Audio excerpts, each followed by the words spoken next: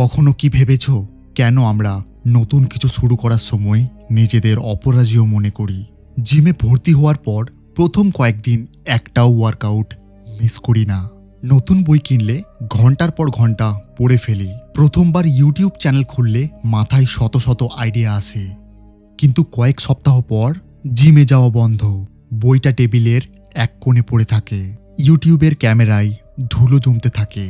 স্বপ্নটা তখনও থাকে, লক্ষ্যটাও তখনও থাকে, শুধু বদলে যায় মানুষটা। সবচেয়ে অবাক করার বিষয় হলো আমরা নিজেরাও বুঝতে পারি না কেন থেমে গেলাম।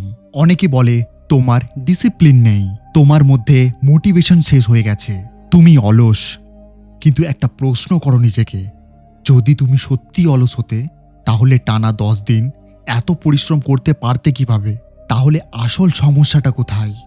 সমস্যা তোমার ইচ্ছা শক্তিতে নয়, সমস্যা তোমার মস্তিষ্কের ভেতরে লুকিয়ে থাকা একটি সাইকোলজিক্যাল মেকানিজমে। আজ যদি তুমি এটা বুঝে নাও তাহলে শুধু কনসিস্টেন্সি নয়, তুমি মানুষের আচরণের একটি রহস্য বুঝবে, যেটা জানার পর জীবনে কোনো লক্ষ্য মাঝপথে ছেড়ে দেওয়া সম্ভব না, অনেক কমে যাবে। মস্তিষ্ক আসলে সাফল্য চায় না, প্রমাণ চাই। একটা কথা ভাবো, একজন ছেলে ভিডিও গেম খেলছে, আরেকজন পরীক্ষার জন্য পড়ছে। এখানে লজিক বলছে পড়াশোনাটাই সবচেয়ে বেশি গুরুত্বপূর্ণ, কিন্তু বাস্তবতা গেমার 6 ঘন্টা একটানা বসে থাকতে পারে, আর ছাত্রটা 30 মিনিট পরেই মোবাইল হাতে তুলে নেয়। কেন? গেমার কি বেশি ডিসিপ্লিনড, না ছাত্রটা অলস? পার্থক্যটা অন্য জায়গায়।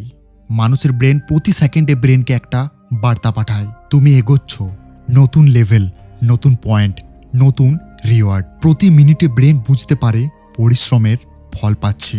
এবার ছাত্রটাকে দেখো, 1 ঘন্টা পড়লো, কিছুই বদলালো না। 2 ঘন্টা পড়লো, তবুও কোনো পরিবর্তন চোখে পড়ল না, কারণ পরীক্ষার ফল আসবে কয়েক মাস পরে। আর এখানেই ব্রেন ধীরে ধীরে আগ্রহ হারাতে শুরু করে, কারণ মানুষের মস্তিষ্ক ভবিষ্যতে বাস করে না, সে সবসময় আজকেই প্রমাণ চায়। অদৃশ্য অগ্রগতি সবচেয়ে বিপজ্জনক ফাঁস। একটি বীজ মাটির নিচে পুঁতে দিলে প্রথম কয়েকদিন কিছুই দেখা যায় না, তাই বলে কি গাছ বড় হচ্ছে না? অবশ্যই হচ্ছে, শিকড়গুলো নীরবে শক্তিশালী হচ্ছে।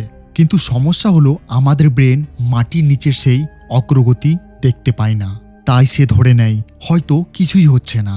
বাস্তবে আমরা ব্যর্থ হই না, আমরা শুধু নিজের অগ্রগতি অনুভব করা বন্ধ করে দিই। এখানে মানুষ সবচেয়ে বড় ভুলটা করে। আমরা অগ্রগতি মাপি ভিউ দিয়ে, সাবস্ক্রাইবার দিয়ে, টাকা দিয়ে, মার্কস দিয়ে, বডি ট্রান্সফরমেশন দিয়ে, কিন্তু এগুলো কোনোটাই আজকের রিওয়ার্ড নয়, সবই ভবিষ্যতের ফলাফল। তাই প্রতিদিন ব্রেন একটা মেসেজ পায়, এখনো কিছুই হয়নি, আর সেখান থেকেই কনসিস্টেন্সি ভেঙে যায়। তাহলে কি করবে? আজ থেকে রেজাল্ট ট্র্যাক করা বন্ধ করো, অ্যাকশন ট্র্যাক করা শুরু করো। ইউটিউবে আজ কত ভিউ এসেছে, আজ তুমি কটা স্ক্রিপ্ট লিখেছো, কটা ভিডিও শেষ করেছো। যদি তুমি একজন ছাত্র হও, আজ কত পৃষ্ঠা পড়েছো। জিমে গেলে আজ কি আগের দিনের চেয়ে একটা পুশ আপ বেশি দিতে পেরেছো? মনে রেখো, ব্রেনের বড় সাফল্য দরকার হয় না, ব্রেনের দরকার প্রতিদিন ছোট্ট ছোট্ট একটা প্রমাণ। আজ করতে ইচ্ছে করছে না, এই কথাটা কখনো খেয়াল করেছো? আমরা বলি আজ পড়তে ইচ্ছা করছে না, আজ জিমে যেতে ইচ্ছে করছে না, আজ ভিডিও এডিট করতে ইচ্ছে করছে না, কিন্তু কখনো কি বলি আজ ইনস্টাগ্রাম স্ক্রোল করতে ইচ্ছে করছে না, রিলস দেখতে ইচ্ছে করছে না? খুব কম, কারণ ব্রেন সবসময় দুটো জিনিস হিসাব করে, 1 কতটা পরিশ্রম লাগবে, 2 পুরস্কার কত দ্রুত পাবো। রিলস পরিশ্রম প্রায় 0, আনন্দ সঙ্গে সঙ্গে। পড়াশোনা পরিশ্রম বেশি, ফল অনেক পরে। তাই আমাদের ব্রেন শর্টকাট বেছে নেয়। যে ভবিষ্যৎ অনুভব করতে পারে সে শুধু বর্তমান অনুভব করে। তাই সমাধান কি? কনসিস্টেন্সি মানে নিজেকে প্রতিদিন জোর করা নয়, কনসিস্টেন্সি মানে আগেই সিদ্ধান্ত নিয়ে রাখা, যদি সকাল 6টায় জিম যেতে হয় তাহলে সকাল 6টায় সিদ্ধান্ত নেবে না, সিদ্ধান্তটা আগের রাতেই শেষ।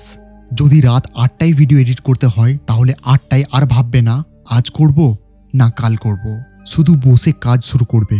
কারণ যেখানে প্রতিদিন নতুন সিদ্ধান্ত নিতে হয় সেখানেই ব্রেন অজুহাত বানাতে শুরু করে, কিন্তু যেখানে সিদ্ধান্ত আগেই নেওয়া থাকে সেখানে কাজটা অভ্যাসে পরিণত হয়।